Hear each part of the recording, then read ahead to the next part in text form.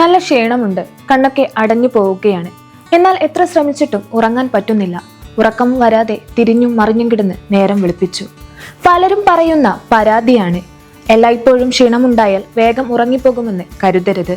പകൽ നിങ്ങൾ എന്ത് ചെയ്തു എന്നതും രാത്രിയിലെ ഉറക്കത്തിന്റെ അളവിനെ നിർണ്ണയിക്കുമെന്ന് പ്രശസ്ത ന്യൂറോ സർജനായ ഡോക്ടർ പ്രശാന്ത് കടോക്കൽ ഇൻസ്റ്റഗ്രാമിൽ പങ്കുവെച്ച വീഡിയോയിൽ പറയുന്നു.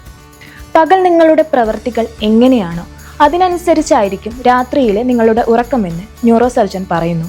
നിങ്ങളുടെ തലച്ചോർ ചുറ്റുമുള്ള വെളിച്ചവും ചലനവും നിങ്ങളുടെ ദിനചര്യമാണ് ശ്രദ്ധിക്കുന്നത്, അല്ലാതെ സമയത്തെയല്ല. അതുകൊണ്ട് തന്നെ പകൽ മുഴുവൻ ഒരു കൃത്യമായ ചിട്ടകൾ ഉണ്ടാകുകയാണെങ്കിൽ രാത്രി ഉറക്കം നന്നായി കിട്ടുമെന്നും അദ്ദേഹം പറയുന്നു. നന്നായി ഉറങ്ങാനുള്ള 4 വഴികളും അദ്ദേഹം വീഡിയോയിൽ നിർദ്ദേശിക്കുന്നുണ്ട്. പകൽ കൂടുതൽ നേരം തുടർച്ചയായി ഇരുന്ന് ജോലി ചെയ്യുന്നവരാണ് നമ്മളിൽ പലരും.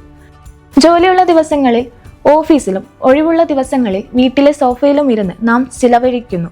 എന്നാൽ പകൽ കൂടുതൽ നേരം ഇരിക്കുന്നവർ കുറച്ചധികം നേരം നടക്കാനും സമയം കണ്ടെത്തണം. സൂര്യൻ അസ്തമിച്ചു കഴിഞ്ഞാൽ ചുറ്റുമുള്ള ലൈറ്റുകൾ ഡിം ചെയ്യാനാണ് ന്യൂറോ സർജൻ നിർദ്ദേശിക്കുന്നത്.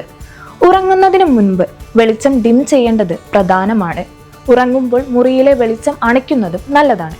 പകൽ മുഴുവൻ ഓഫീസിലെ ജോലിയും മീറ്റിങ്ങും ഓട്ടവും വീട്ടിലെത്തിയാലാണ് മൊബൈൽ ഫോണും ടിവിയും ഒക്കെ കാണാൻ സമയം കിട്ടുന്നത്. എന്നാൽ ഉറങ്ങുന്നതിന് മുൻപ് സകലമാന സോഷ്യൽ മീഡിയയിലും അരിച്ചുപെറുക്കി വീഡിയോകളും മറ്റും കണ്ടതിന് ശേഷം മാത്രമാണ് പലരും ഉറങ്ങാൻ കിടക്കുന്നത്. എന്നാൽ ഉറങ്ങുന്നതിന് 3 മണിക്കൂർ മുമ്പെങ്കിലും സ്ക്രീൻ ടൈം കുറയ്ക്കണം.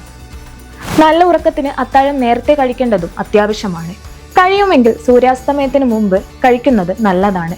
അത്താഴം കഴിച്ചു കഴിഞ്ഞാൽ മിനിമം ഒരു 20 മിനിറ്റെങ്കിലും നടക്കണം. ദഹന സംബന്ധമായ അസ്വസ്ഥതകൾ കുറയ്ക്കാൻ ഈ ശീലം സഹായിക്കും. ഭക്ഷണം കഴിച്ചയുടനെ ഉറങ്ങാൻ കിടക്കുമ്പോൾ അത് വയർവീർക്കലിനും ദഹനക്കേടിനും കാരണമാകും. ഈ 4 കാര്യങ്ങളും ആത്മാർത്ഥതയോടെ പിന്തുടരുകയാണെങ്കിൽ ആരോഗ്യകരമായ ഉറക്കം നിങ്ങളെ തേടിയെത്തുമെന്നും ഡോക്ടർ പറയുന്നു.